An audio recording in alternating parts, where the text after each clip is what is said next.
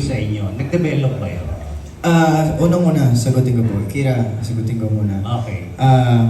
Yung issue po kasi na to, yes, nag-exist sa social media, sa lahat po ng platforms. And ang masasabi ko dyan is, hirap po maging isang artista. Kasi hindi lang i-memorize yung lines, hindi mo lang kakabisaduhin yung blockings, hindi lang makikinig ka sa director.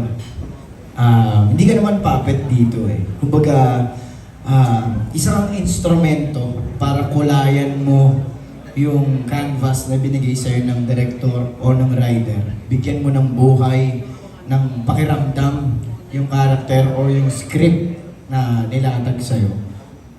Sino ba namang tao ang hindi makakaramdam kung sobrang devoted ka sa... Ano nararamdaman mo?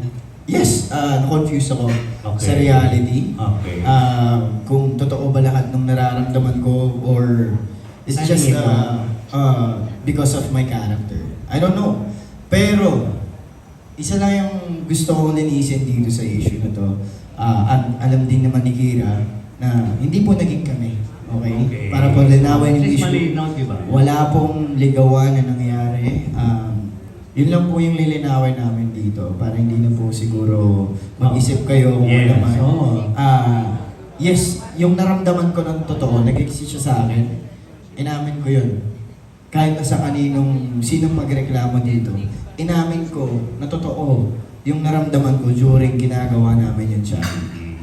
Yung character. Sino magtanong, sino magsalita. Nagpakatotoo ako.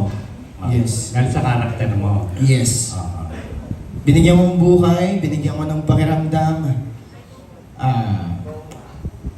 Siguro, dala siya ng pagmamahal ko sa ginagawa ko, respeto ko sa director ko, sa writer, and syempre, tiwala ko sa co-actor ko. Totoo na close kami sa isa't isa. Walang masama doon. Pinagkakatiwalaan namin yung isa't isa. And then, doon nangyari yung magic. Tapos na. Yun. Tapos na. Yung magic na yun. Yes po, hindi po kami natuloy, wala kami naging relasyon, whatsoever, kung ano man ang iniisip nyo. Okay. Thank you, Kelvin. Thank How you. about you, Kyla?